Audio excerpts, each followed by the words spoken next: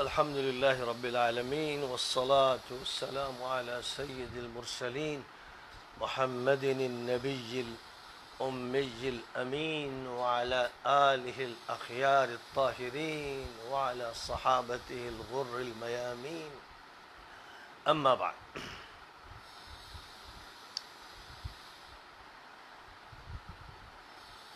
ادھر 4 دن سے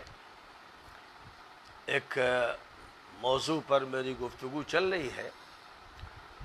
جو حدیث کا موضوع ہے، قرآن پاک کا موضوع ہے، اور جس طرح نبی اکرم صلی اللہ علیہ وسلم نے عقائد بیان فرمائے، طہارت کا حکم بیان فرمایا، نماز کے بارے میں بتایا، عبادات کے بارے میں، معاشرت کے بارے میں، اخلاق کے بارے میں، ویسے ہی نبی صلی اللہ علیہ وسلم نے اپنی امت کو فتنوں کے بارے میں بتایا، جنگوں کے بارے میں بتایا، فریقوں کے بارے میں بتایا، اپنے صحابہ میں کون آئندہ راستے سے ہٹ جائیں گے ان کے بارے میں بتایا، اور وہ لوگ کہ جو آپ کے دور میں آپ کو کہ صحابہ میں تھے، اور آپ نے اس کا ذکر کیا. آپ نے ہی فرمایا جب حضرت عمر رضی اللہ تعالیٰ عنہ نے عبداللہ ابن ابی کے بارے میں یہ کہا کہ حضور اجازت دیجئے میں اس کی گردن کاٹ دوں، تو حضور صلی اللہ علیہ وسلم نے فرمایا کہ لوگ کہیں گے کہ محمد اپنے صحابہ کو قتل کرواتے. امام بخاری نے اس روایت کو پیش کیا ہے، امام مسلم نے پیش کیا ہے، متفق علیہ روایت ہے. اب ظاہر ہے کہ عبداللہ ابن ابی اگر صحابی ہے، اور ظاہر ہے کہ حدیث کے جو عام راوی ہیں ان کا تو ذکر ہوتا ہی ہے، صحابہ پر جو کتابیں لکھی گئیں الاستیعاب، اسد الغابہ، الاصابہ وغیرہ، ان میں عبداللہ ابن ابی کا ذکر ہے، یعنی صحابہ میں اس کو شمار کیا گیا ہے. اور ظاہر ہے کہ وہ تو لیڈر تھا، اس کے ماتحت جو افراد تھے، اس کے ٹولے کے لوگ تھے، سب صحابی شمار ہوتے تھے. جب وہ شمار ہوتا تھا جس کی برائیاں تو بالکل قرآن پاک میں بھی بڑی صراحت سے بیان کر دی گئی ہیں، اور احادیث میں اور سیرت کی کتابوں میں بڑی تفصیل سے واقعات ہیں. تو اب اس کے بعد اگر کوئی ان حدیثوں پر اعتراض کرنے لگتا ہے، ان حدیثوں کے بارے میں وہ ایسی غلط تعویلیں کرتا ہے جن کی کوئی گنجائش نہیں ہے، اور اسی طرح حضور صلی اللہ علیہ وسلم سے جو بات قطعی طور پر منقول ہے کہ حضرت حذیفہ ابن الیمان رضی اللہ تعالی عنہ کو حضور صلی اللہ علیہ وسلم نے اپنے ان صحابہ کے بارے میں بتایا تھا جو منافق تھے، اور حضرت حذیفہ ان سے واقف تھے، اور حضرت عمر رضی اللہ تعالی عنہ نے خوف کسی کیفیت میں ان سے پوچھا کہ میرا نام تو نہیں ہے، تو انہوں نے اطمینان دلایا کہ نہیں، آپ کا نام نہیں، لیکن یہ کہا کہ میں کسی اور کو نہیں بتاؤں گا کہ کس کا نام ہے کس کا نہیں. تو حدیث صاف طور پر یہ کہہ رہی کہ حضور نے اپنے صحابہ میں سے جو منافقین ہیں ان کے نام حذیفہ ابن الیمان کو بتائے. اس حدیث پر سب کا اتفاق ہے. اور پھر وہ حوض کوثر پر جو صحابہ آ رہے ہوں گے اور ان کو فرشتے دھکے دے رہے ہوں گے، اور حضور کہیں گے یہ میرے صحابہ ہیں. مشہور حدیث، متفق علیہ حدیث ہے، بخاری نے اس کا تذکرہ کیا ہے، مسلم نے اس کا تذکرہ کیا ہے. یہ حقائق ہے، یہ علم ہے، یہ دین ہے. اور فتن و ملاحم کے بارے میں حضور صلی اللہ علیہ وسلم نے جو باتیں ارشاد فرمائی اور جو حقیقتیں آپ نے بتائیں، ان سے مطلع کیا تاکہ لوگ چوکنا رہیں. سمجھ میں نہیں آتا کہ ان سے کچھ لوگ کیوں بدھکتے ہیں، یعنی ان حدیثوں کے بارے میں ان کا موقف منفی اور سلبی اور منکرانہ کیوں ہوتا ہے، کیسے وہ اس کی جرأت اور ہمت کرتے ہیں. میں نے یہ جب گفتگو کی، اور ظاہر ہے کہ خالصتاً یہ گفتگو حدیثوں پر مبنی ہے اور قرآن کی آیتوں پر مبنی ہے، کہیں پر بھی تاریخ کی کتابوں کا بھی حوالہ نہیں. حالانکہ وہ تاریخ کی کتابیں جو کبار محدثین کی لکھی ہوئی ہیں، جیسے ابن سعد کی طبقات ہے، امام طبری کی کتاب تاریخ ہے، یہ حضرات اصل محدثین ہیں، اور پھر یہ مورخین بھی ہیں، انہوں نے حالات جمع کیے، ان کی ثقافت کا اعتبار ہے، ان کی امامت کا اعتبار ہے، ان کو تسلیم کیا گیا ہے کہ یہ بڑے جلیل القدر علماء ہیں، مفسر ہیں، محدث ہیں۔ تو ان سے کوئی اختلاف کرے کسی مسئلے میں تو کوئی حرج نہیں ہے، کیونکہ وہ معصوم نہیں ہے، جیسے صحابہ معصوم نہیں ہیں، تابعین معصوم نہیں ہیں۔ تو ذہن کو کھلا رکھنا چاہیے اور علمی گفتگو کو علمی طریقے پر سننا چاہیے، اور پوری بات سننے کے بعد کوئی بات ایسی ہے جو قرآن اور سنت کے خلاف ہو اس پر گفتگو ہونی چاہیے، اس پر نکیر ہونی چاہیے۔ لیکن تعجب یہی ہوتا ہے کہ بگاڑ کیوں پیدا ہو جاتا ہے۔ میرے بہت سے مخلص احباب ہیں، انہوں نے بھی مجھے فون کیا، ارے کہ مولانا آپ نے ایسی بحث چھیڑ دی ہے اور اس سے بڑا ہنگامہ اور انتشار ہے، اور اسی طرح جو بات میں نے نادم صاحب کے بارے میں کہہ دی اس پر بھی بے چینی کا اظہار کیا۔ تو میرا ان سے یہ کہنا ہے کہ کیا علم ختم ہو گیا دنیا سے؟ اب تحقیق کا دروازہ بند کر دیا جائے گا؟ اب حدیثیں نہیں پڑھی جائیں گی کہ اب قرآن کی آیتیں بھی بند کر دی جائیں گی؟ سب چیزوں کو پابندی لگ جائے گی؟ کیا یہودی احبار اور رہبان والا رویہ اختیار کیا جائے گا کہ ایمان ہے تورات پر لیکن نہیں مانتے ہیں، اور انبیاء کو قتل تک کر دیتے ہیں اور ان کے خلاف پوری فضا بناتے ہیں؟ کیا یہی نہیں ہوا جب ایک تعداد نے اہل حق کے خلاف بغاوت کی اور بڑے بڑے صحابہ کو قتل کیا، بدری صحابہ کو قتل کیا؟ تو تعجب یہ ہوتا ہے کہ جو بڑے صحابہ ہیں، جن کی صحابیت اور جن کی امانت و دیانت و صداقت متفق علیہ ہے، ان کے بارے میں یہ طبقہ جو ہے یہ حساس کیوں نہیں ہوتا؟ ان سے اس کا تعلق کیوں نہیں کہ جو ان کے خلاف عمل کرے، جو عمار کا قاتل ہو، اور نبی کہہ رہے ہیں کہ جو عمار کا قاتل ہے وہ جہنمی ہے، وہ ابو الغادیہ تھا۔ تو یہاں پر صحابہ کی محبت کہاں غائب ہو جاتی ہے؟ وہ حضرات صحابہ جن کی ایمان کی قسم کھائی جا سکتی ہے اور جن کو بڑا مقام اللہ نے دیا، اور نبی پاک علیہ السلام نے ان کے مقامات بیان فرمائے ہیں، ان کے بارے میں یہ طبقہ کیوں حساس نہیں ہوتا؟ جن کو شہید کر دیا گیا، حضرت حجر بن عدی اور ان کے صحابہ کو صرف اس لیے شہید کیا گیا کہ وہ حضرت علی کو گالی دینے کے لیے تیار نہیں تھے۔ تو آخر صحابہ سے محبت کیوں نہیں؟ کیا بات ہے؟ حجاج ابن یوسف نے سینکڑوں صحابہ کو شہید کیا۔ حضرت انس بوڑھے تھے اور وہ دربار سے کچھ نہ کچھ تعلق رکھتے تھے، ان کی گردن پر داغ لگا کر انہیں ذلیل کیا، یہ کبار محدثین لکھ رہے ہیں۔ اور اس کے بعد یعنی کتنے صحابہ کو شہید کر کے اور ہزاروں تابعین کو اس طرح کاٹ دیا جیسے بکرے ذبح کیے جاتے ہیں۔ اور اس کے بعد یہی بنی امیہ کے وہ حکمراں ہیں کہ جنہوں نے مدینہ منورہ میں ایسا ننگا ناچ کیا ہے ظلم کا کہ 10,000 صحابہ و غیر صحابہ کو شہید کیا۔ یزید کی فوج نے انہیں شہید کیا، 1,000 صحابیات کے گھر میں گھس کر بدکاریاں کی۔ سارے محدثین نقل کرتے ہیں، سارے مورخین نقل کرتے ہیں، اور اسی بنیاد پر یزید پر لعن کرتے ہیں، ملعون قرار دیتے ہیں اس کو۔ پھر اس کے بعد یزیدی فوج نے کعبہ مقدسہ پر حملہ کیا، گولے باری کی، اور کعبے کا غلاف جلا، عمارت جلی۔ اور اس کے بعد پھر بنی امیہ کا فرعون، اور سب سے خطرناک فرعون جس نے 1,20,000 مسلمانوں کو جن میں صحابہ اور تابعین ہیں ان کو شہید کیا۔ تو کہاں چلا جاتا ہے انہی کا جذبہ جو صحابہ کی بات کرتے ہیں؟ ایک طرف وہ صحابہ کے ساتھ کھڑے ہوتے ہیں، اور پھر حجاج نے کعبہ مقدسہ پر حملہ کر کے مکے کی حرمت، حرم کی حرمت، مسجد حرام کی حرمت، کعبے کی حرمت کو پامال کیا، کعبے پر گولہ باری کی۔ حضور کے محبوب صحابی حضرت زبیر اور ان کے بیٹے صحابی عبداللہ ابن زبیر کو گرفتار کرنے کے لیے کعبے پر گولے چلائے، کعبے کو جلا دیا، دیوار توڑ دی،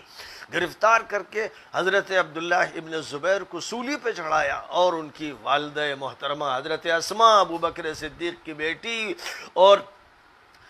ہجرت کے موقع پر حضور کی مدد کرنے والی اور اپنے پٹکے سے کپڑا پھاڑ کر حضور کے توشے کو باندھنے والی، اور جن کا بہت بلند مقام ہے، ان کو حجاج نے گالیاں بکی، کہا کہ بڈھی سٹھی، اگر سٹھیا نہ گئی ہوتی تجھے بھی قتل کر دیتا۔ یہ ساری روایتیں اہل سنت علماء محدثین لکھ رہے ہیں.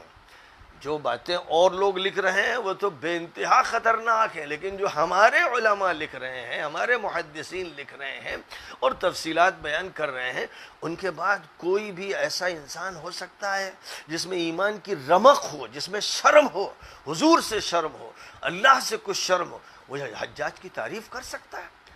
تو حیرت ہوتی ہے کہ ناصبیت اور یزیدیت کی بیماری کتنی کینسر والی بیماری ہے، کیسا کوڑ ہے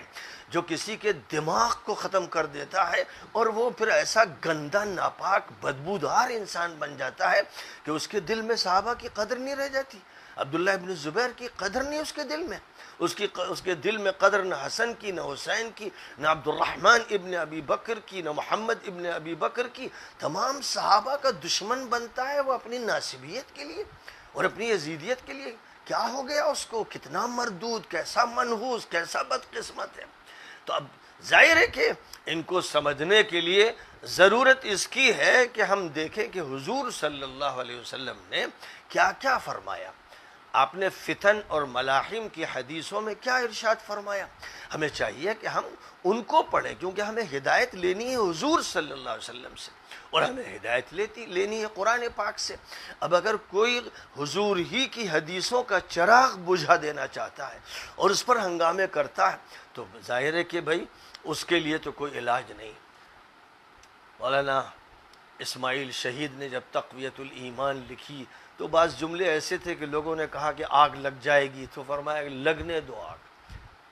گویا توحید کے اظہار کا ایک ایسا جوش تھا کہ انہوں نے بڑی قوت کے ساتھ بعض باتیں لکھ دی، اور اس پر پھر جو ہنگامہ ہوا ہندوستان میں، بر صغیر میں 2 حصوں میں پوری امت مسلمہ بٹ گئی.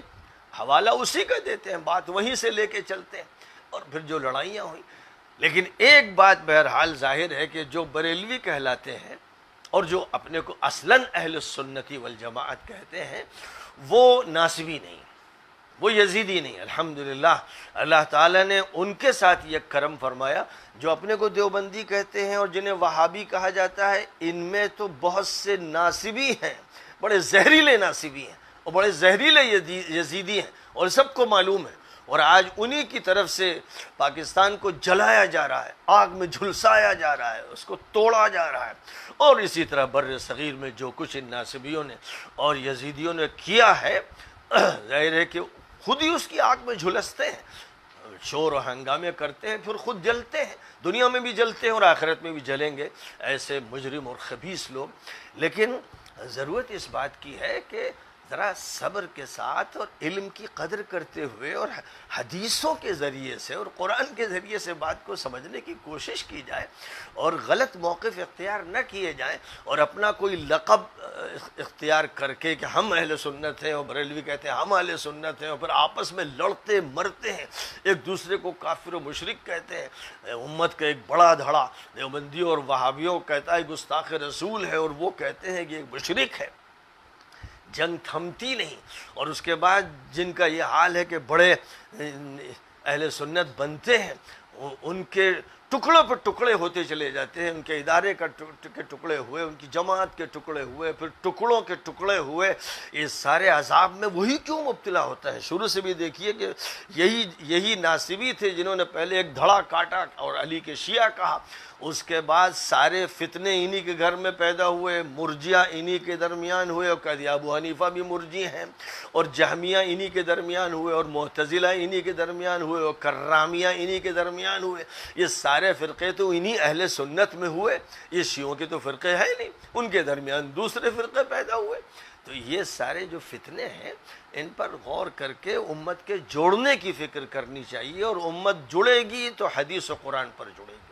جہاں نیچے آ کر تقسیم و تفریق کا عمل شروع ہوا، اور جہاں پر کسی نے علی کے بارے میں غلو کیا اور کسی نے ان کی تنقیص کی اور سب و شتم کیا، یہ دونوں مجرم ہیں، دونوں گمراہ ہیں، اور امت سے اپنے کو ہٹانے کا کام خود کر رہے ہیں. اور جہاں تک امت کا تعلق ہے تو امت کو ایک ہونا چاہیے، اور دھڑا بندیاں ختم ہونی چاہیے. ایک ہونے کا طریقہ کار صرف یہ ہے کہ قرآن کو اصل بنایا جائے، پھر قرآن پاک کی تشریح کرنے والی جو حدیثیں ہیں اور سیرت کی روایتیں ہیں ان پر پوری توجہ دی جائے. اس لیے جو میرے احباب ہیں، میرے ساتھی ہیں، میں ان سے کہوں گا کہ جو دعوے اور الزام تراشیاں اور غلط قسم کی باتوں کا ماحول بنایا جاتا ہے، اس سے باہر نکلیں اور علمی سطح سے باتوں کو سمجھنے کی کوشش کریں، اور جو لوگ بھی کچھ اور بات کہتے ہیں ان سے کہیں کہ پہلے پوری بات سنیے۔ بات ہم لوگوں نے سب کی سنی، معتزلہ کی سنی، شیعہ کی سنی، مرجئہ کی سنی، کرامیہ کی سنی، ہمارے علماء نے ہر موضوع پر بحث کی اور بڑی بڑی لمبی بحثیں ہوئیں، اور اس کے بعد کسی نتیجے تک پہنچے۔ لیکن ایسا نہیں کہ ایک حلقے نے جو کہہ دیا وہی برحق ہے، سب میں بڑی غلطیاں ہیں اور بڑے دعوے ہیں، بڑے الزامات ہیں، اور حقیقت تک پہنچنے کی کوششیں ان علماء نے جو غیر جانبدار ہیں اور محقق ہیں اور حقیقت تک واقعی پہنچنا چاہتے ہیں، انہوں نے کوشش کی، اور الحمدللہ بہت سے مقامات پر ان کو کامیابیاں ملی ہیں۔ ایسے محققین علماء موجود ہیں جن میں شیخ محمد ابو زہرا بھی ہیں، اور جامعہ ازہر کے بعض بڑے شیوخ بھی ہیں، اور ان کے علاوہ بھی بہت سے ایسے علماء ہیں جنہوں نے کوشش کی کہ انصاف کے ساتھ معاملہ کیا جائے اور فرقہ واریت سے بلند ہو کر حقائق کا جائزہ لیا جائے۔ تو بہرحال میری تو بس یہ درخواست ہے کہ بات پوری سمجھنے کی کوشش کی جائے، اور صرف پروپیگنڈے کے شور میں باتوں کو ضائع کرنے کی کوشش نہ کی جائے۔ اب میں قرآن پاک کی آیات میں جو کچھ کہا گیا، یعنی جو مسلمان مدینہ منورہ میں تھے اور دوسری طرف یہودی تھے، دونوں کے بارے میں قرآن میں گفتگو ہوئی ہے، اور جو مسلمان تھے وہ سب صحابی شمار ہوتے تھے، حضور ان کو صحابہ میں شمار کر رہے تھے، یہی کہتے ہوئے کہ بھائی یہ بھی کلمہ پڑھتے ہیں اور ظاہر کا ہمیں اعتبار کرنا ہے، باقی جو ان کے حالات ہیں وہ تو اللہ بیان ہی کر رہا ہے، اور نبی بھی اپنی حدیثوں میں بیان فرما رہے ہیں، اور مجملاً بھی تذکرے فرما رہے ہیں۔ تو اب ضرورت اس کی ہوتی ہے کہ ان کے افعال سے، ان کے اعمال سے شناخت ہو، اور اللہ تعالیٰ نے ان کے افعال اور اعمال کا تذکرہ آیات میں فرمایا ہے۔ اب آئیے سورۃ النور کھول لیجئے آپ، اور سورۃ النور کی جو آیتیں ہیں، آیت نمبر 11 سے آیت نمبر 26 تک، یہ سورۃ النور جو ہے اس میں بالکل ابتدا میں بدکاری کی سزا کا ذکر ہے، اور عام طور پر محدثین کے نزدیک اس میں حضرت عائشہ صدیقہ رضی اللہ تعالی عنہ پر الزام لگانے کا تذکرہ ہے۔ الزام لگانے کا جو کام کیا ہے بنیادی طور پر عبداللہ ابن ابی نے کیا ہے۔ عبداللہ ابن ابی کو حضور خود صحابہ میں شمار کر رہے ہیں، اس لیے کہ سب دیکھ رہے ہیں کہ بھئی وہ سردار تھا اور حضور کے ساتھ مشوروں میں شریک تھا، اور اسی کو مارنے کے جب حضرت عمر نے مارنے کی اجازت مانگی تو فرمایا کہ لوگ یہی تو کہیں گے نا کہ محمد اپنے صحابہ کو مروا رہے ہیں، تو گویا عبداللہ ابن ابی صحابہ ہی میں شمار ہوتے تھے، اور کتب صحابہ میں ان کا نام ہے۔ اس کے بعد ان کے جو لوگ تھے جنہوں نے 300 کی تعداد میں احد کے لیے نکلتے ہوئے غداری کی تھی، بدترین غداری کی تھی، بدعہدی کی تھی، بے وفائی کی تھی، جرم کیا تھا، اور قرآن نے سخت ترین نوٹس لیا تھا۔ تو اب یہی لوگ ہیں، ذرا پڑھیے دیکھیے کہ اللہ تعالیٰ کیا فرماتا ہے۔ اللہ تعالیٰ فرماتا ہے، جن لوگوں نے نبی کے گھر والوں پر بہتان ترازی کی ہے وہ تمہارے درمیان کا ہی ایک گروہ ہے۔ عصبۃ منکم، یہ الفاظ ہیں، یاد رکھیں، وہ سب لوگ جو بدکتے ہیں کہ اللہ کہہ رہا ہے کہ اے مسلمانوں، اے نبی کے صحابہ، تمہارے اندر کا وہ ایک گروہ ہے جس نے الزام لگایا۔ ظاہر ہے کہ اس میں بیچارے مخلصین بھی پھنس گئے تھے، حضرت مصطح بھی اور حضرت حمنہ بھی اور حضرت حسان بھی۔ پروپیگنڈے سے اچھے اچھے لوگ متاثر ہو جاتے ہیں، یہ لوگ بھی متاثر ہو گئے تھے، یہ مخلص تھے، غیر مخلص صحابہ اور مخلص صحابہ، اور غیر مخلص صحابہ کا سرخیل عبداللہ ابن ابی۔ یہ پوری ایک سازش تھی حضور کو بدنام کرنے کی، حضرت ابوبکر صدیق کو بدنام کرنے کی، اور حضور کے گھر کے سکون کو غارت کر دینے کی ایک سازش تھی۔ اس میں جو اچھے لوگ متاثر ہوئے وہ بیچارے اپنی سادگی میں بات کہہ گئے اور ان کے کوڑے لگے۔ عبداللہ ابن ابی کے کوڑے نہیں لگے کیونکہ وہ اپنے کو بچا لے گیا، بہت چالاک تھا، بہت عیار تھا۔ تو اب اللہ تعالیٰ خود فرما رہا ہے، جن لوگوں نے نبی کے گھر والوں پر بہتان ترازی کی ہے وہ تمہارے ہی درمیان کا ایک منافق اور شر پسند گروہ ہے۔ تم اس واقعے کو محض شر نہ سمجھو بلکہ یہ تمہارے حق میں بہتر ہے۔ اس کے ذریعے آستین کے سانپ سامنے آ گئے، ان میں سے ہر ایک اپنے جرم کے بدترین نتیجے اور سزا کا ذمہ دار ہوگا، اور جس نے اس میں بڑا رول ادا کیا ہے اس کو سنگین سزا دی جائے گی۔ وہ عبداللہ بن ابی بالاتفاق، اور وہ صحابی رسول ہے، اور حضور اس کو مروانا نہیں چاہتے کہ خانہ جنگی چھڑ جائے گی۔ حضور اس کی فکر میں ہے کہ اچھے برے سب ہیں، ان کو لے کے چلنا ہے بس۔ لیکن اللہ ایک بنیادی بات بتا رہا ہے، فرمایا کہ جس نے اس میں بڑا رول ادا کیا ہے اس کو سنگین سزا دی جائے گی۔ پھر فرمایا جب تم نے یہ الزام سنا تھا تو ایمان والوں کو آپس میں ایک دوسرے پر حسن ظن کا خیال رکھنا چاہیے تھا اور صاف کہہ دینا چاہیے تھا کہ یہ کھلا ہوا بہتان ہے۔ وہ اس الزام کے 4 گواہ کیوں نہ لے کر آئے، اور کیوں انہوں نے گواہ نہیں پیش کیے؟ اس لیے وہ اللہ کے نزدیک جھوٹے ہیں۔ اے ایمان والو، اگر اللہ کا تم پر دنیا و آخرت میں فضل و کرم نہ ہوتا تو ان چمی گوئیوں پر سخت ترین عذاب تم پر مسلط ہوتا۔ اللہ کس سے کہہ رہا ہے؟ یہ صحابہ سے بات ہو رہی ہے۔ جب تم زبان چبا چبا کر یہ باتیں کر رہے تھے اور اپنے منہ سے وہ کہہ رہے تھے جس کا تمہیں کوئی علم نہیں تھا، تو تم منافقوں کے پروپیگنڈے سے متاثر ہو کر سنی ہوئی باتیں دہرا رہے تھے اور اس کو ہلکا معاملہ سمجھ رہے تھے، حالانکہ اللہ کے نزدیک یہ سنگین جرم تھا۔ خطاب صحابہ سے ہے، خوب اچھی طرح یاد رکھیے۔ جب تم نے یہ بات سنی تو تم نے یہ کیوں نہ کہا کہ ہمارے لیے اس طرح کی باتیں جائز نہیں؟ اے اللہ آپ پاک ہیں، یہ مجرمانہ و سنگین بہتان ہے، یہ تمہیں کہنا تھا، لیکن تم نے یہ نہیں کہا۔ اللہ تم کو ہدایت کرتا ہے کہ آئندہ کبھی اس طرح کی باتیں مت کرنا اگر تم مومن ہو۔ اللہ تمہیں واضح ہدایات دے رہا ہے اور اللہ خوب علم رکھتا ہے اور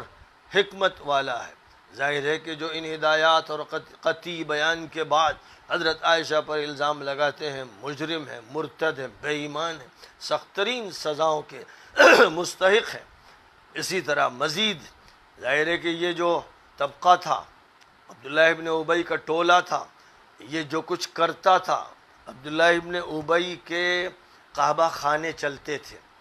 اب آگے سنیے، اللہ فرماتا ہے جو لوگ چاہتے ہیں کہ ایمان والوں میں بے حیائی پھیلے اور اس کے لیے ذرائع ابلاغ، آرٹ، کلچر اور فلم انڈسٹری کا استعمال کرتے ہیں، ان کو دنیا میں بھی دردناک سزا ملے گی اور آخرت میں بھی۔ اللہ حقیقت جانتا ہے اور تم نادان ہو۔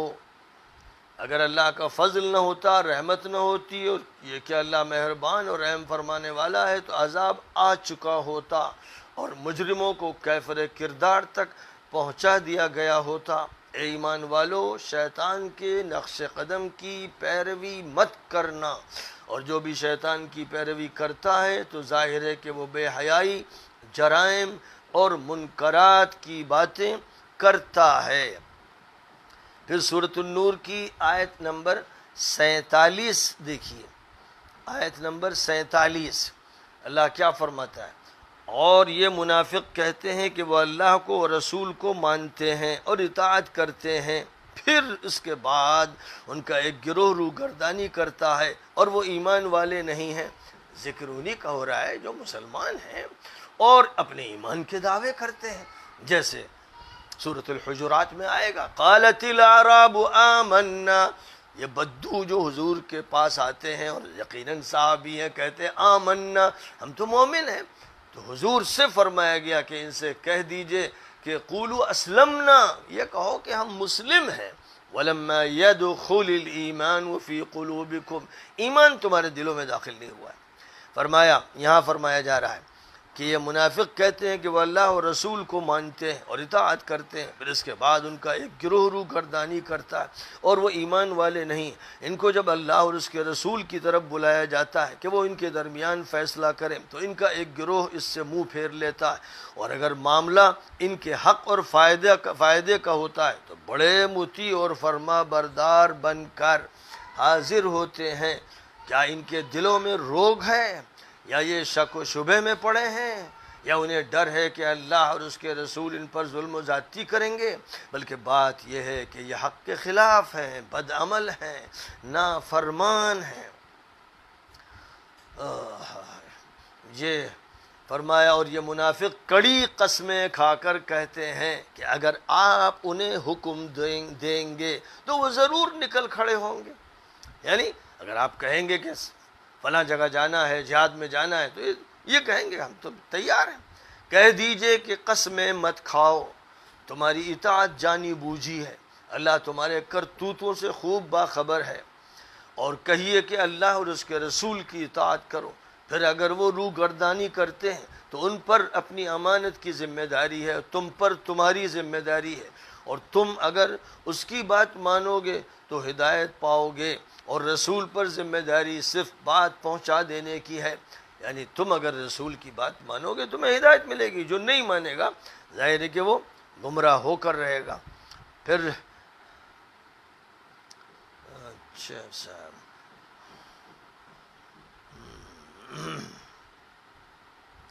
53 اور 54 یہ ہو گیا۔ پھر آیت نمبر 63 دیکھیے، اے مسلمانوں تم اپنے درمیان رسول کو اس طرح نہ پکارا کرو جس طرح ایک دوسرے کو پکارتے ہو، اور اللہ ان لوگوں کو جانتا ہے جو تم میں سے رسول کی مجلس سے چپکے سے نکل جاتے ہیں۔ ان لوگوں کو جو ان کے حکم کے خلاف کرتے ہیں ڈرنا چاہیے کہ کہیں وہ سخت آزمائش میں نہ پڑ جائیں یا انہیں دردناک سزا ملے۔ جو حضور کی مجلس میں آ رہے ہیں، تقریر سن رہے ہیں، نماز پڑھ رہے ہیں، یہ کون تھے؟ یہ صحابہ نہیں تو اور کون تھے؟ حضور بھی ان کو صحابہ ہی کہہ رہے ہیں،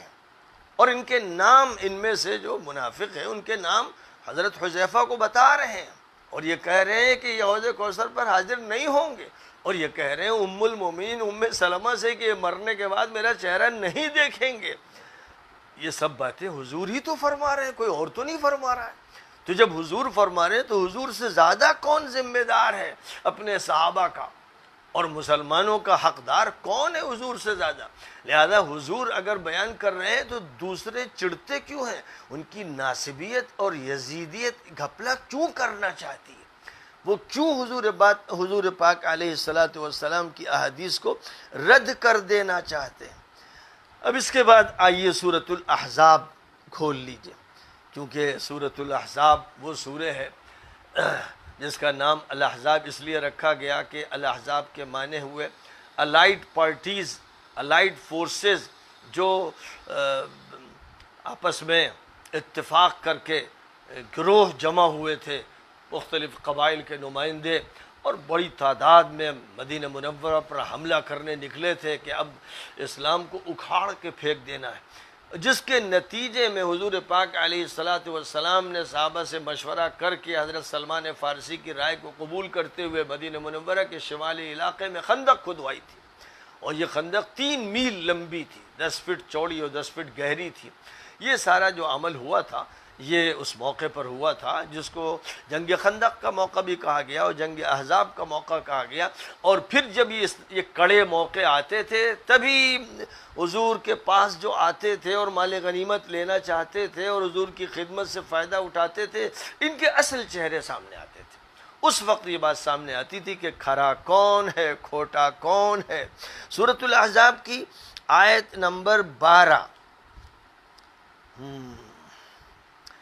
اور کافر ایمان والوں سے کہتے ہیں کہ تم ہمارے راستے کی پیروی کرو، ہم تمہاری غلطیوں کے ذمہ دار ہیں، حالانکہ وہ ان کی غلطیوں اور خطاؤں کا کوئی بوجھ نہیں ڈھوئیں گے، وہ جھوٹے ہیں، وہ اپنے بوجھ اٹھائیں گے اور اپنے بوجھوں کے ساتھ اور بوجھ بھی اٹھائیں گے، اور روز قیامت ان سے پوچھا جائے گا کہ وہ کیا جھوٹ بولتے تھے۔ اس کے بعد سورۃ الاحزاب کی آیت نمبر 60 دیکھیے، آیت نمبر 60 میں نہیں، یہ سورۃ الاحزاب نہیں، میں نے سورۃ العنکبوت ابھی کھول رکھی تھی، اس لیے ذرا سورۃ الاحزاب کی طرف آئیے، اور سورۃ الاحزاب کی آیت نمبر 12، سورۃ الاحزاب کی آیت نمبر 12، وہ آیت جو ابھی پیش کی گئی وہ نہیں ہے، وہ سورۃ العنکبوت کی آیت تھی۔ سورۃ الاحزاب کی آیت نمبر 12 سے ترجمہ سنیے۔ اور جب منافق اور دلوں کے روگی کہہ رہے تھے کہ اللہ اور اس کے رسول نے ہم سے جھوٹے وعدے کیے تھے اور ہمیں، اور جب ان میں کا ایک گروہ کہہ رہا تھا کہ اے یثرب والو، اب ٹھہرنے سے کچھ فائدہ نہیں، واپس جاؤ، اور ان میں سے ایک گروہ نبی سے اجازتیں مانگ رہا تھا کہ ہمارے گھر کھلے ہوئے ہیں، کوئی حفاظت نہیں ہے، حالانکہ ان کے گھر غیر محفوظ نہیں تھے، وہ صرف فرار اختیار کرنا چاہ رہے تھے۔ یہ مسلمان حضور کے صحابہ تھے جو حضور کے ساتھ تھے، خندق کھودنے میں کچھ شریک ہوئے اور کچھ نکل گئے، کچھ گھر بیٹھے رہے، اور جب جنگ کا بالکل حال قریب آ گیا تو اب اس وقت ان کی یہ حالت تھی کہ یہ کہتے تھے کہ ہمیں اجازت دے دیں، ہمارے گھر کا کوئی دیکھنے والا نہیں ہے اور تحفظ نہیں ہے۔ ظاہر ہے حضور سے اجازت مانگ رہے تھے، یہ یہودیوں کے پاس نہیں جا رہے تھے، یہ مکے والوں کے ساتھ مل نہیں رہے تھے، مسلمان تھے، حضور کے ساتھی شمار ہوتے تھے، اب یہ حضور سے یہ کہہ رہے تھے۔ تو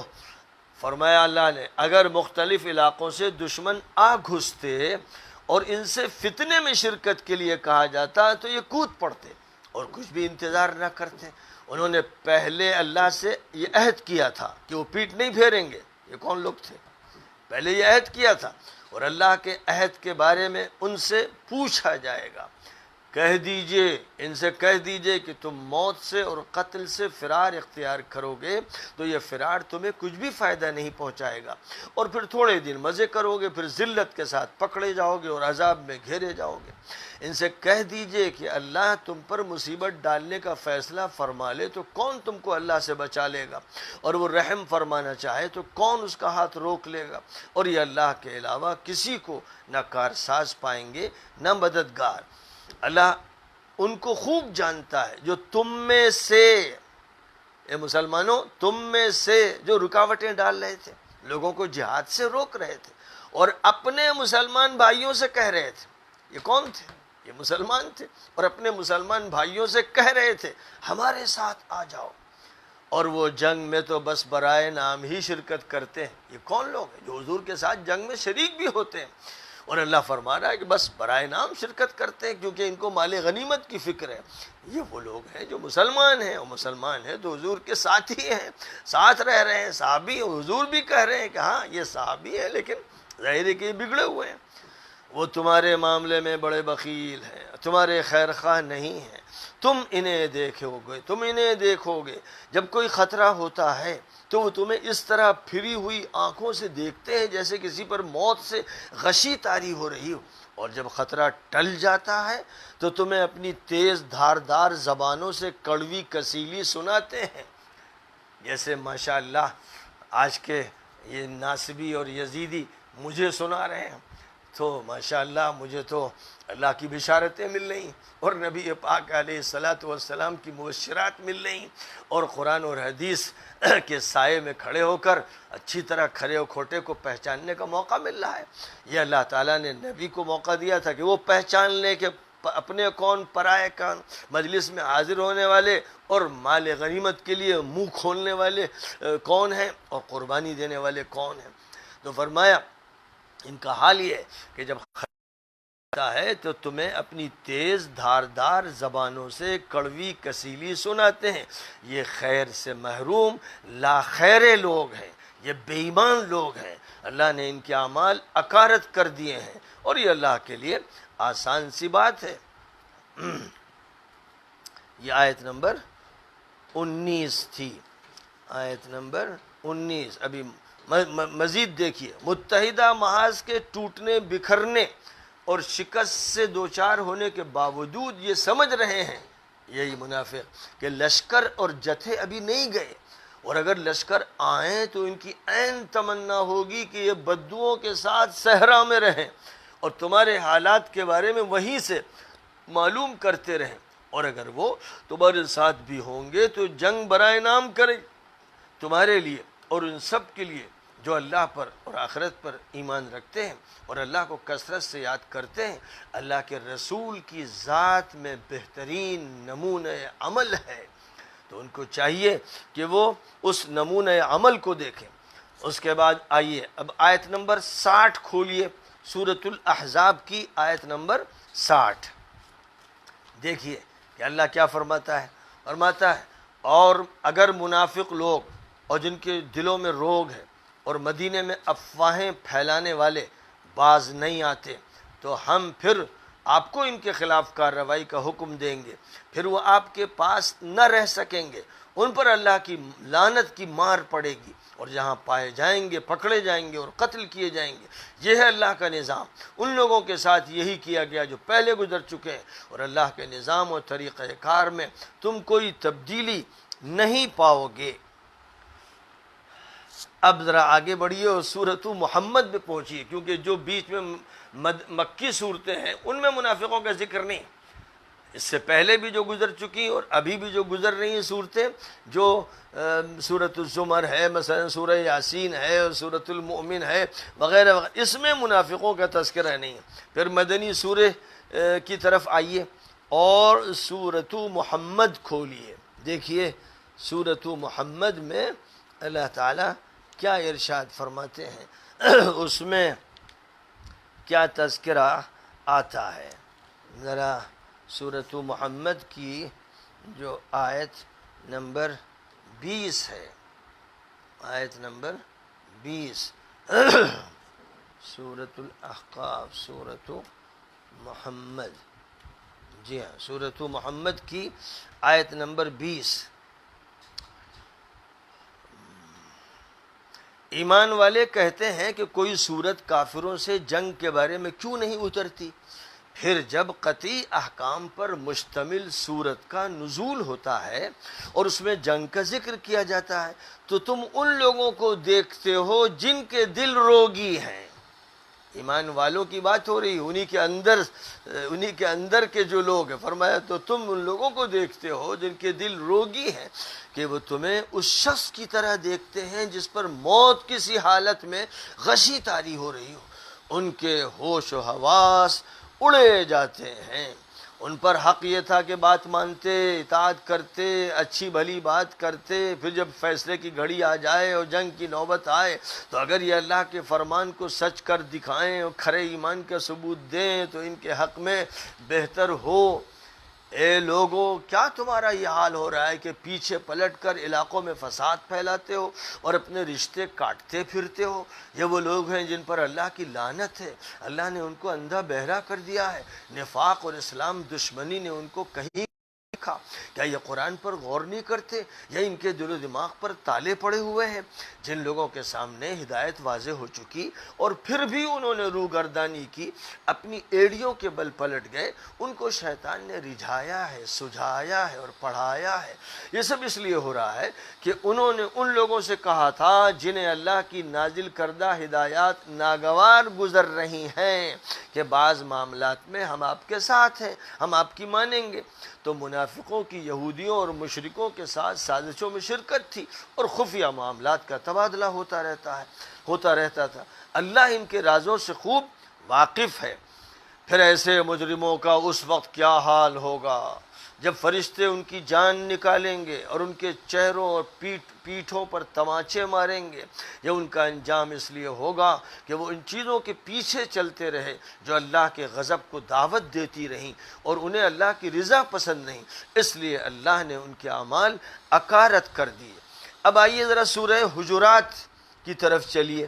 سورہ حجرات ایک خاص پس منظر میں اتری تھی جبکہ بنو تمیم کے صحابہ جو ابھی نو مسلم تھے اور تربیت یافتہ نہیں تھے، مدینہ منورہ آئے تھے اور حضور پاک علیہ السلام کے گھر کے باہر سے یا محمد یا محمد انہوں نے پکارا تھا، تو ان کو ادب سکھایا گیا اور بتایا گیا کہ سلیقہ کیا ہے، طریقہ کیا ہے، اور اسی طرح وہ بدو جو آتے تھے اور بے تکی باتیں کرتے تھے اور دل میں ایمان کی گہرائی تھی نہیں، زبان پر اسلام اسلام اور حضور سے صرف مال غنیمت لینے کے چکر میں رہتے تھے، ان سب کے تذکرے اس سورۃ الحجرات میں فرمائے گئے ہیں۔ فرمایا بات جہاں سے شروع کی گئی، اے ایمان والو اللہ اور رسول کے آگے مت بڑھو،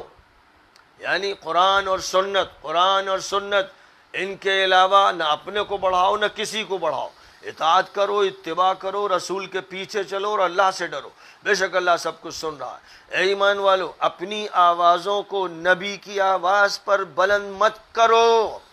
نبی کی جو حدیث ہے سر جھکا لو، اسی کو مان لو، مت کہو فلاں امام نے یہ کہا، فلاں مولانا نے یہ کہا، فلاں علامہ نے یہ کہا، یہ جرم ہے۔ نبی کی بات جو صحیح طور پر ثابت ہے، اس کے ثابت ہو جانے کے بعد پھر ادھر ادھر کے حوالوں سے نبی کی بات ٹالنے والا گستاخ رسول ہے، وہ مجرم انسان ہے۔ اس لیے فرمایا جا رہا ہے اپنی آوازوں کو نبی کی آواز پر بلند مت کرو، اور ان سے زور زور سے اس طرح باتیں مت کیا کرو جس طرح تم آپس میں کرتے ہو، کہیں تمہارے اعمال اکارت نہ ہو جائیں اور تمہیں احساس بھی نہ ہو۔ جو لوگ اللہ کے رسول کے پاس اپنی آوازیں پست رکھتے ہیں، ادب اور تعظیم کا پورا خیال رکھتے ہیں، اللہ نے ان کے دلوں کو تقوی کے لیے جانچ لیا ہے اور ان کے متقی ہونے کی سند دے دی ہے۔ یعنی جو اپنی بات کو دبا کے رکھتے ہیں اور اللہ کی اور رسول اللہ کی بات کو آگے رکھتے ہیں، جو لوگ آپ کو مسجد کے ارد گرد مکانات کے پیچھے سے پکارتے ہیں، وہ ادب نہیں جانتے، ان میں سے اکثر سمجھ اور شعور سے بے بہرا ہیں۔ سیرت کی کوئی سی بھی کتاب اٹھا لیجئے، یہ صحابہ ہیں، بنو تمیم کے صحابہ ہیں جن کا یہ عمل ہے، جن پر اللہ کی طرف سے یہ کہا جا رہا ہے۔ اب ظاہر ہے کہ اللہ جس طرح کہہ رہا ہے، ہمارا تو یہ حق ہے نہیں کہ ہم اللہ کے الفاظ بدل دیں اور ہم اس کی کوئی غلط تفسیر کریں۔ فرمایا وہ اگر صبر سے کام لیتے اور آپ کے گھر سے نکلنے کا انتظار کرتے تو ان کے حق میں بہتر ہوتا، اور اللہ بہت مغفرت فرمانے والا اور رحم فرمانے والا ہے۔ اے ایمان والو، اگر تمہارے پاس کوئی غیر متقی جو احکام شریعت کی خلاف ورزی کرتا ہے کوئی خبر لے کر آئے تو تحقیق کر لیا کرو، کہیں ایسا نہ ہو کہ اس کی بات اور بے بنیاد اطلاع پر اعتماد کر کے تم کچھ لوگوں کے خلاف نادانی میں کوئی اقدام کر بیٹھو اور پھر اپنے کیے پر پشیمانی کا سامنا کرو۔ تمام مفسرین کے نزدیک بالاتفاق یہ آیت یا ایھا الذین آمنوا ان جاءکم فاسق بنبأ، جب تمہارے پاس کوئی فاسق خبر لے کر آئے، تمام مفسرین بالاتفاق یہ نقل کرتے ہیں کہ یہ آیت ولید ابن عقبہ کے بارے میں نازل ہوئی، جو صحابی تھے۔ نبی پاک علیہ السلام نے قبیلے کی زکوٰۃ لینے کے لیے بھیجا تھا، اور واپس آ کر انہوں نے کہہ دیا کہ وہ تو زکوٰۃ دے نہیں رہے، اور پھر حضرت خالد ابن الولید کو بھیجا گیا تو انہوں نے بتایا کہ یہ غلط بیانی کر رہے ہیں، وہ تو زکوٰۃ دینے کے لیے تیار تھے اور ان کا استقبال کر رہے تھے۔ اور اس کے بعد پھر یہی ولید ابن عقبہ ہیں جن کو حضرت عثمان نے جب کوفے کا گورنر مقرر کر دیا تھا اپنے دور خلافت میں، تو حضرت عبداللہ ابن مسعود نے یہ کہا کہ پتہ نہیں ہم لوگ بے وقوف ہو گئے ہیں یا یہ زیادہ عقل مند ہو کر آیا ہے۔ پھر اس کے بعد شراب چونکہ پیتے تھے اور نماز فجر شراب کے نشے کی حالت میں انہوں نے پڑھائی تھی، اور فجر کی 2 رکعت پڑھا کر پھر کھڑے ہو گئے، اور لوگ کہتے رہ گئے، اور 4 رکعت پڑھائی، 4 رکعت پر سلام پھیر کر لوگوں سے نشے میں کہا کیا مزید پڑھاؤں؟ اور چونکہ حکام کی دہشت گردی تھی تو بس لوگوں نے کسی طرح ٹالا اور اپنی اپنی نمازیں پڑھ لیں جا کر۔ تو یہ وہ شخص تھے جن کے خلاف مقدمہ حضرت عثمان کی عدالت میں دائر کیا گیا، اور حضرت عثمان کو یقین نہیں آ رہا تھا۔ پھر اس کے بعد ان کے بارے میں گواہیاں دلوائی گئیں، صحابہ نے گواہیاں دیں، یہاں تک کہ خود ان کی بیوی نے گواہی دی۔ پھر حضرت عثمان نے حضرت علی سے فرمایا کہ آپ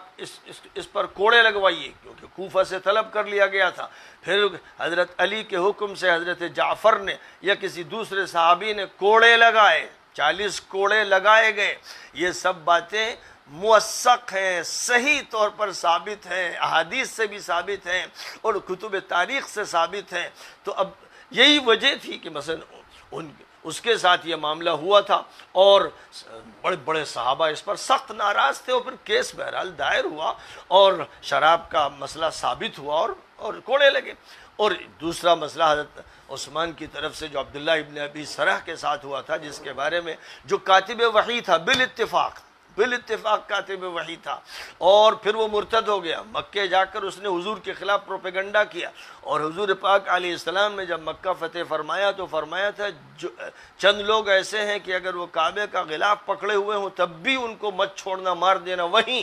کعبے کے سامنے، ان میں عبداللہ ابن ابی سرح بھی تھا۔ تمام کتب سیرت میں اوروں کے نام کے ساتھ اس کا نام موجود ہے۔ اور پھر وہ بھاگ گیا تھا، پھر حضرت عثمان لے کر آئے کہ سفارش کر دیں اور اس کی معافی ہو جائے، تو حضور پاک چہرہ دیکھنے کے لیے تیار نہیں تھے۔ بعد میں پھر آپ نے حضرت عثمان سے کہا کہ اچھا اس کو لے جاؤ، اور پھر اپنے صحابہ سے جو بیٹھے ہوئے تھے یہ کہا تم دیکھ رہے تھے کہ میرے چہرے پر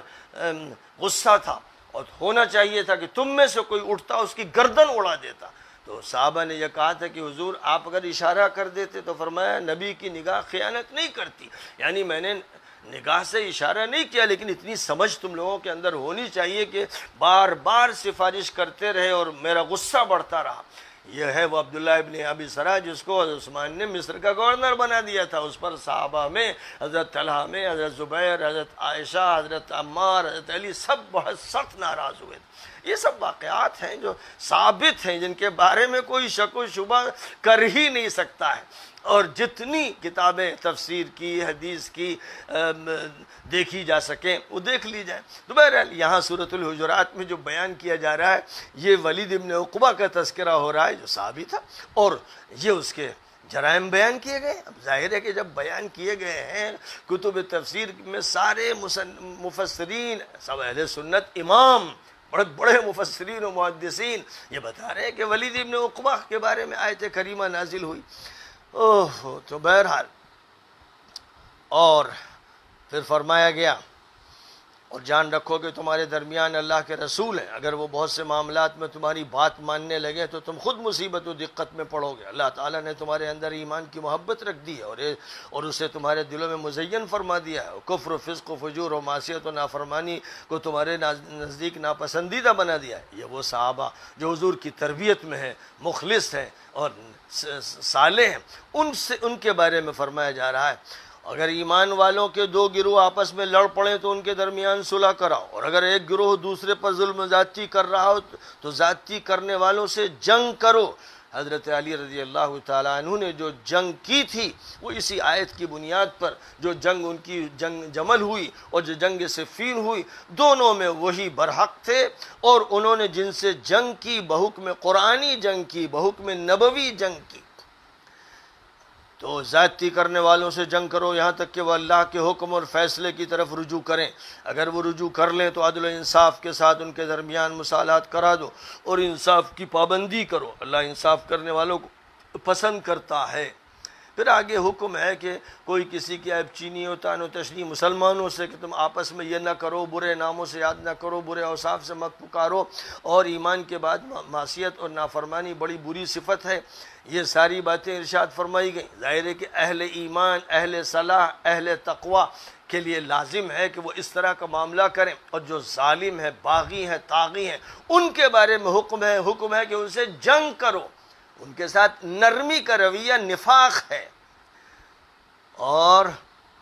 پھر آئیے فرمایا بدو، دیہاتوں کے رہنے والے جاہل عرب کہتے ہیں کہ ہم ایمان لائے، یعنی یہ عرابی ہے، یہ بدو ہے مسلمان اور صحابی، ان کے بارے میں اللہ کیا کہتا ہے؟ بدو کہتے ہیں کہ ہم ایمان لائے۔ کہہ دیجئے کہ تم ایمان نہیں لائے، بلکہ یہ کہو کہ ہم نے اسلام قبول کیا، اور ابھی تمہارے دلوں میں ایمان و یقین نے گھر نہیں کیا ہے، اور اگر تم اللہ اور اس کے رسول کی اطاعت کرو گے تو اللہ تمہارے اعمال کی جزا میں کوئی کمی نہیں کرے گا۔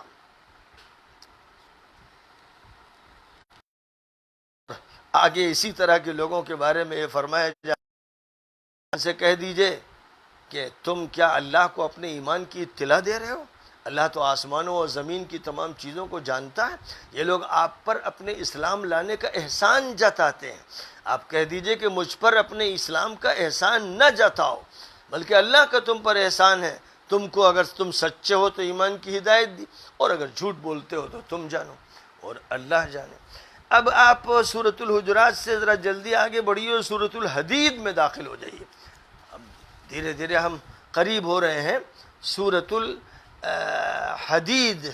کی طرف چلیں۔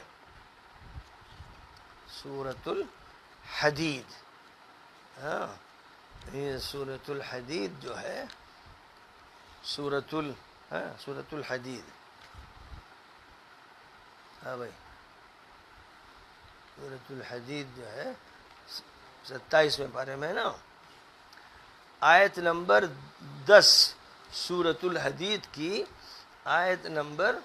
10 دیکھیں ذرا، سورۃ الحدید کی آیت نمبر 10۔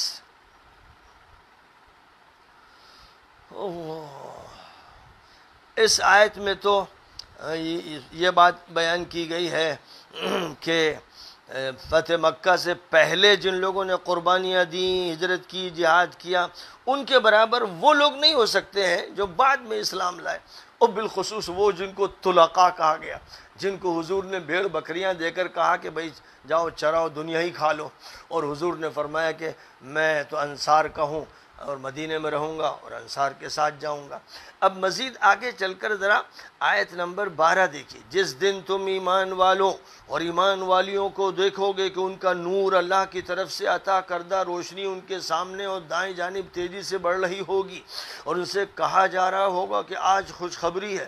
ایسے باغات اور ایسی جنتوں کی جن کے نیچے نہریں جاری ہیں جہاں وہ ہمیشہ رہیں گے۔ اس دن منافق مرد اور عورتیں، اس دن منافق مرد اور منافق عورتیں سبھی ایمان والوں سے کہیں گے کہ ہمارا بھی ذرا انتظار کر لو، ہم تمہارے نور سے کچھ روشنی حاصل کر لیں۔ تو ان سے کہہ دیا جائے گا کہ پیچھے پلٹو، روشنی کہیں اور تلاش کرو، اور ان کے درمیان فصیل کھڑی کر دی جائے گی جس کے اندرونی حصے میں اللہ کی رحمت ہوگی اور باہر کے حصے میں سامنے عذاب ہوگا۔ اور منافق ایمان والوں کو پکاریں گے کہ ہم دنیا میں تمہارے ساتھ نہیں تھے؟ مومن جواب دیں گے کہ ہاں تھے تو، لیکن تم نے اپنے کو فتنے میں ڈالا اور تم ہماری بربادی اور تباہی کا انتظار کرتے رہے، شکوک و شبہات کے شکار رہے، امیدوں اور آرزوؤں نے تمہیں دھوکے میں ڈالے رکھا، یہاں تک کہ اللہ کا فیصلہ ہو گیا۔ تم کو دھوکہ دینے والا شیطان اللہ کے بارے میں دھوکہ دیتا رہا۔ اب آج تم سے نہ کوئی فدیہ لیا جائے گا اور نہ کافروں سے، جس کے بدلے میں ان کی جانیں چھٹ جائیں۔ تمہارا ٹھکانہ دوزخ ہے، وہی تمہارا مرجع ہے، وہی تمہارا بدترین انجام ہے۔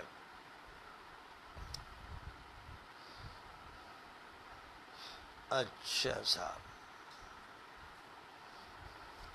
سورۃ المجادلہ، اس کے بعد والی جو سورہ ہے اس کی ذرا آیت نمبر 8 دیکھیے۔ کیا آپ نے ان لوگوں کو دیکھا،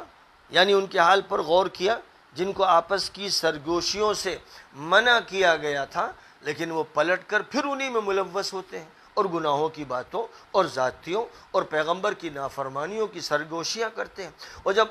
آپ کے پاس آتے ہیں تو ایسے آداب بجا لاتے ہیں جن سے اللہ آپ کا استقبال نہیں کرتا، یعنی اس وقت بچھے جاتے ہیں، پیر چومنا چاہتے ہیں، ہاتھ چومتے ہیں۔ یہ وہ لوگ ہیں جو بڑے مرید بن کے سامنے آتے ہیں اور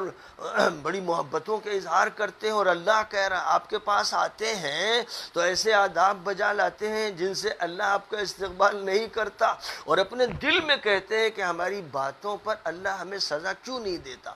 یعنی عذاب کے ڈراوے دھمکاوے سب فضول ہے۔ ہاں جہنم ہی ان کے لیے کافی ہے، اس میں انہیں جھلسنا ہے، بدترین انجام ان کا منتظر ہے۔ اے ایمان والو، جب تم آپس میں سرگوشی کرو، چھپ کر کوئی بات کرو تو گناہ ذاتی اور رسول کی نافرمانی کی بات مت کرو، نیکی اور تقوی کی باتوں کی سرگوشی کرو۔ منافقوں کی یہ خفیہ باتیں اور سرگوشیاں ایمان والوں کو رنجیدہ کرنے کے لیے شیطانی حرکتیں ہیں، حالانکہ اس سے انہیں کوئی نقصان ہونے والا نہیں، الا یہ کہ جس کی اللہ کی طرف سے اجازت ہو، اور ایمان والوں کو اللہ ہی پر بھروسہ کرنا چاہیے۔ یہ سورۃ المجادلہ کی آیات ہے۔ مزید آیت نمبر 14 سے 20 تک دیکھیے سورۃ المجادلہ میں۔ کیا تم ان لوگوں کا حال نہیں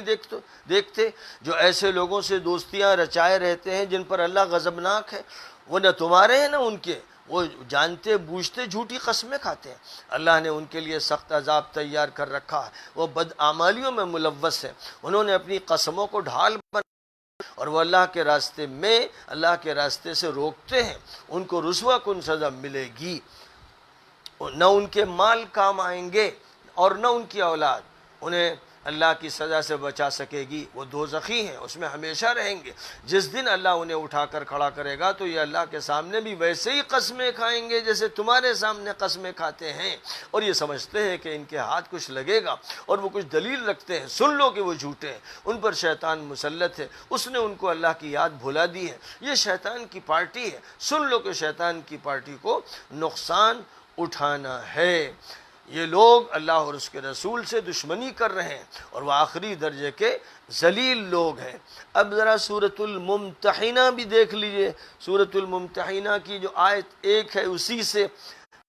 شروع کی گئی ہے۔ اے ایمان والو، میرے دشمن اور اپنے دشمن کو دوست مت بناؤ۔ سن لو آل سعود، سن لو آل نہیان، ان کے مفتی اور قاضی اور مولوی اور ملا اور ان کے چھچڑوں پر پلنے والے دنیا دار قسم کے لوگوں جو بالواسطہ یہودیوں اور صہیونیوں کا ساتھ دے رہے ہو، سن لو اے شیخوں، اے مفتیوں، قاضیوں اور عوام کو دھوکہ دینے والے وہ افراد کہ جو حرام خوری میں مبتلا ہو اور اس کے بعد ان کو اپنی مشیقت کے دھوکے دیتے ہو، ایسے سب لوگوں سے خطاب، اے ایمان والو، میرے دشمن اور اپنے دشمن کو دوست مت بناؤ، کہ ان سے محبت کی پینگیں بڑھاؤ،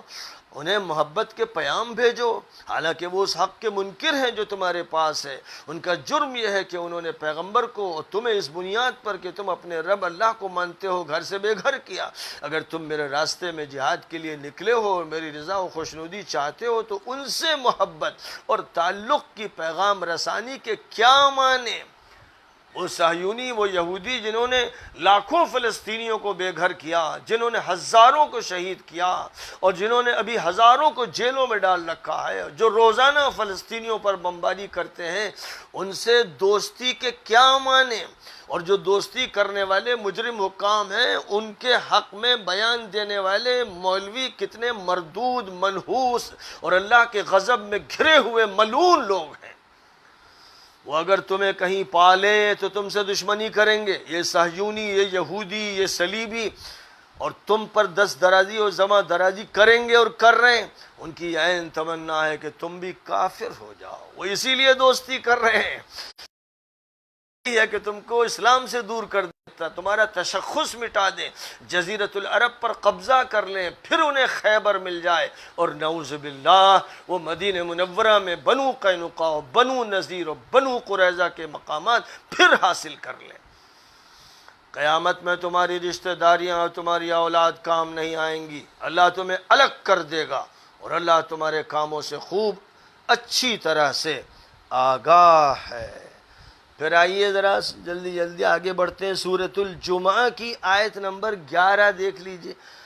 سورۃ الجمعہ کی آیت نمبر 11 فرمایا، کچے اور نا تربیت یافتہ مسلمانوں کا حال یہ ہے کہ جب تجارت یا کھیل کود دیکھتے ہیں تو چھٹ کر ادھر چلے جاتے ہیں۔ یہ ان لوگوں کا بیان ہے جو نبی کے ساتھ جمعہ پڑھ رہے تھے، کچے لوگ تھے، تربیت یافتہ نہیں تھے، اور فرمایا کہ یا چھٹ کر کھیل کود میں چلے جاتے ہیں اور آپ کو کھڑا چھوڑ دیتے ہیں۔ کہہ دیجئے کہ جو اللہ کے پاس ہے وہ اس کھیل کود و تجارت سے بدرجہ بہتر ہے، اور اللہ بہترین عطا فرمانے والا ہے۔ اب اس کے بعد اللہ میاں نے پھر ایک پوری سورہ المنافقون کے نام سے اتار دی۔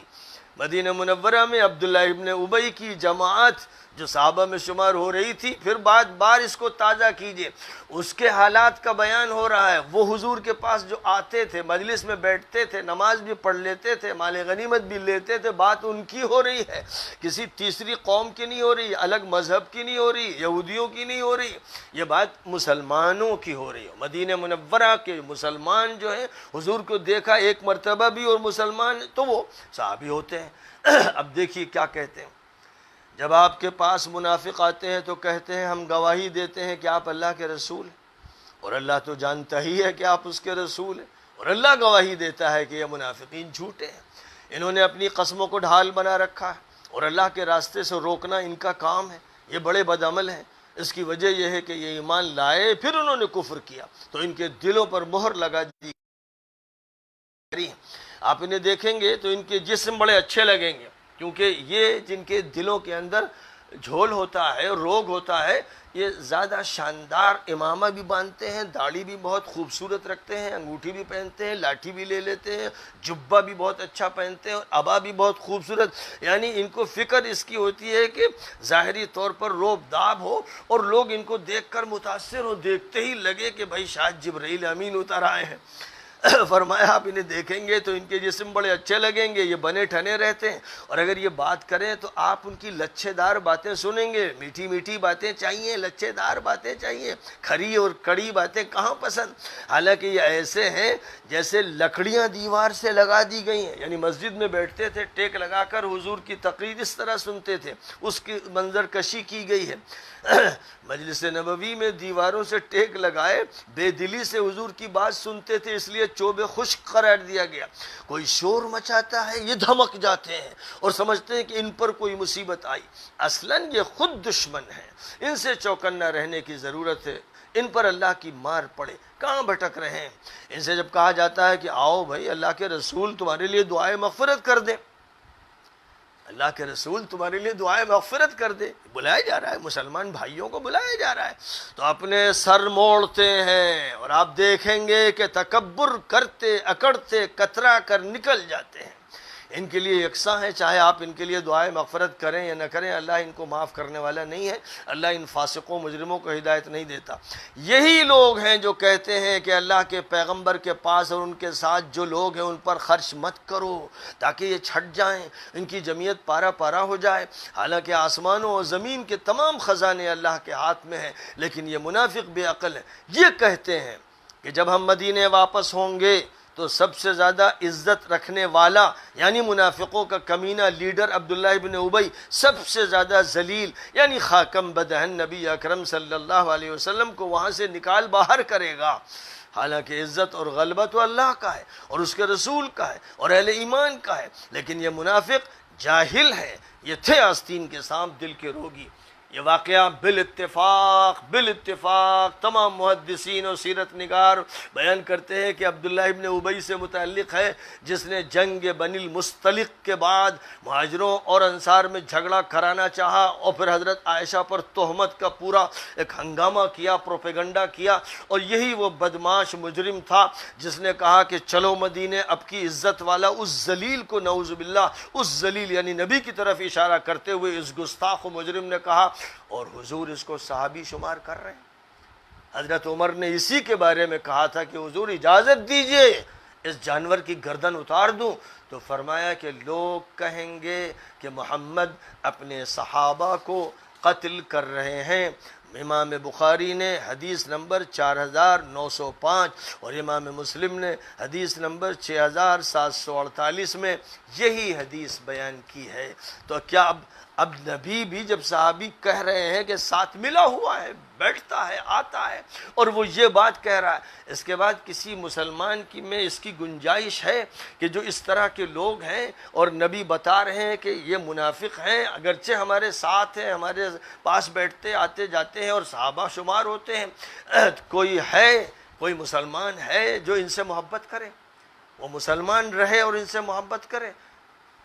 اگر ایسا ہے، وہ چونکہ صحابہ میں ان کا ذکر ہے، الاستیعاب میں ہے، اسد الغابہ میں ہے، الاصابہ میں ہے، صحابہ پر کتابیں جو لکھی گئی ہیں ان میں ذکر ہے، اور ظاہر ہے کہ جب سردار کا ذکر ہے تو اس کے ٹولے کا تو لازماً ہے، تو اب اس سے بچنے کی کوشش سیاسی سازش کے طور پر کی جاتی ہے، اور ایک جھوٹا عقیدہ جو گڑھ لیا گیا جو قرآن اور حدیث کے خلاف ہے، اس کے دفاع میں یہ وقت کے یہودی احبار و رہبان اپنا کام کرتے رہتے ہیں۔ مسلمانوں کو چاہیے کہ ان حقیقتوں سے واقف ہو جائیں اور ان کے دھوکے میں نہ آئیں، کیونکہ ان کے دھوکے میں آنے کا مطلب یہ ہوگا کہ قرآن کی نہ یہ آیتیں سمجھی جائیں گی، نہ کبھی انطباق ہوگا اور نہ کبھی حضور کی حدیثیں سمجھی جائیں گی۔ نتیجہ یہ ہوگا کہ قرآن اور حدیث سے امت کٹ جائے گی، اور جو احبار و رہبان نے ایک نیا عقیدہ گڑھا، نیا نظام گڑھا، اور جو باغی تھے ان کا ساتھ دیا، اور جو بدماش ملعون خبیث لونڈا یزید تھا اس کا ساتھ دیا، اس کا دفاع کیا، ایسے منحوسوں و مجرموں کے ساتھ جو لوگ کھڑے ہوں گے ان کی بدقسمتی اور نحوست کے بارے میں تو کوئی شک و شبہ ہے ہی نہیں۔ اس لیے ظاہر ہے کہ جو ناصبی اور یزیدی ہیں وہ پہلے چڑے ہی نہیں تھے، کاٹ کے پھینک دیا تھا حضور کے خاندان کو، پہلے حضور کے داماد کو اور سید العرب کو اور ولی المؤمنین کو کاٹا، اور ان کے ساتھ بدریوں کو اور بیت الرضوان کے صحابہ کے جسم کاٹ دیے، سر پھوڑ دیے۔ پہلے یہ بہت بڑی خدمت اسلام کی انجام دی، اور اس کے بعد اس لونڈے کو مسلط کر دیا کہ جو حضور کے خاندان کو، حضور کے چہیتوں کو، حضور کے محبوبوں کو، حضور کے جگر گوشوں کو جو ذبح کر دے، جو کافروں نے نہیں کیا، جو دنیا کے فرعونوں نے نہیں کیا، وہ سب کر کے دکھا دے۔ اب اس کے بعد بھی اگر کسی کے اندر گنجائش ہے کہ وہ ایسے بدماشوں ملعونوں کے ساتھ کھڑے ہوں، ان کا دفاع کریں، تو ظاہر ہے کہ پھر ایسے لوگوں کا ملت اسلامیہ میں وجود اس کے لیے کافی ہے کہ یہ ملت منحرف ہو جائے اور قرآن و حدیث محرف ہو جائیں اور ان شیطانوں کا غلبہ ہو جائے، جیسے وقتاً فوقتاً ان کے ذریعے امت کی آزمائش ہوتی رہی، دوبارہ پھر ان کے ذریعے آزمائش ہو اور امت تباہ و برباد ہو جائے اور دشمن پوری طرح مسلط ہو جائے۔ خدا کی قسم، یہ دجال کے ہراول دستے ہیں، ان کے حکام اور ان کے ساتھ دینے والے افراد، یہ دجال کے ہراول دستے ہیں، یہ اس کے راستے کو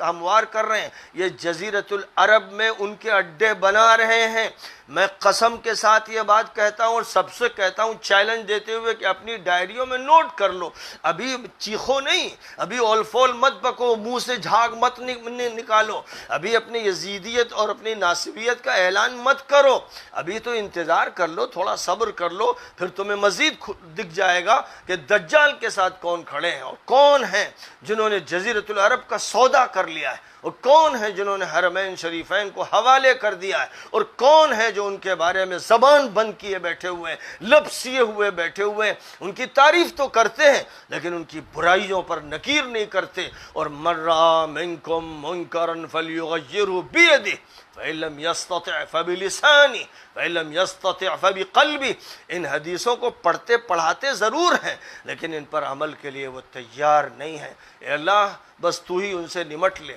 اور جن کا ساتھ دیتے ہیں انہی کے ساتھ ان کا حشر فرما دے۔ وہ اسی لائق ہیں کہ وہ دجال کے ساتھ رہیں اور دجال کے پیشروؤں کے ساتھ رہیں۔ اے اللہ، فیصلہ اس کا فرما دے اور اپنی قدرت کا اظہار فرما۔ وآخر دعوانا ان الحمد للہ رب العالمین۔